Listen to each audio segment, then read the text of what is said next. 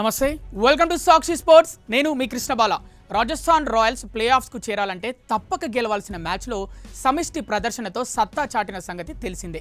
Mumbai Indians తో ఆదివారం పోరులో చిచ్చర పిడుగు వైభవ్ సూర్యవంశీ విఫలమైన మిగిలిన వాళ్ళంతా తలా కొన్ని పరుగులు చేయడంతో 200 మార్కు దాటింది రాయల్స్.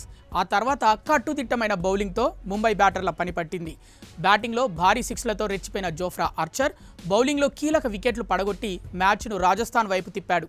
ఈ నేపథ్యంలో విజయానంతరం రియాన్ పరాగ్ మాట్లాడిన తీరును భారత మాజీ క్రికెటర్ మనోజ్ తివారీ విమర్శించాడు. ముంబైతో మ్యాచ్ తర్వాత రియాన్ పరాగ్ మాట్లాడుతూ, నేను అసలు ఫిట్గా లేను, ఈరోజు అసలు ఈ మ్యాచ్ ఆడాల్సింది కాదు, మానసికంగా కఠినమైన స్థితిలో ఉన్నాను. అయితే జోఫ్రా ఓటమికి అడ్డుగోడలా నిలిచి మా విజయానికి బాటలు వేశాడు జడ్డూబాయ్ కూడా ఫిట్నెస్ సమస్యల వల్ల బాధపడుతున్నాడు. అందుకే ఈ మ్యాచ్లో బౌలింగ్కు మాత్రమే పరిమితమయ్యాడు.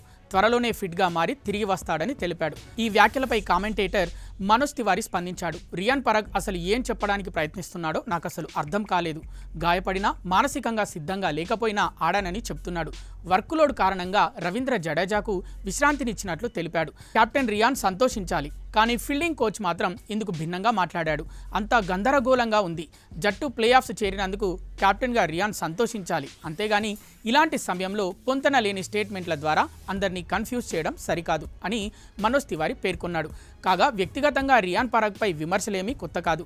ఈ సీజన్లో ఇప్పటికే చట్టవిరుద్ధంగా వేపింగ్ చేసి దొరికిపోయిన ఈ అస్సాం ఆల్రౌండర్కు బీసీసీఐ జరిమానా వేసింది. కాగా ముంబైతో మ్యాచ్లో రియాన్ 8 బంతుల్లో కేవలం 14 పరుగులు చేశాడు. ఇదిలా ఉంటే ముల్లన్పూర్లో బుధవారం జరగనున్న ఎలిమినేటర్లో సన్ రైజర్స్ హైదరాబాద్తో రాజస్థాన్ రాయల్స్ ఆమీతూమీ తేల్చుకొనుంది.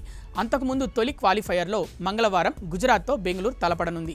సాక్షి టీవీ ప్రసారాలను నిలిపివేయడం చట్టరీత్యా నేరం. సాక్షి టీవీ ప్రసారాల కోసం మీ స్థానిక కేబుల్ ఆపరేటర్ని వెంటనే సంప్రదించండి. డిటిహెచ్లో, ఇంటర్నెట్లో కూడా సాక్షి టీవీ ప్రసారాలను వీక్షించవచ్చు.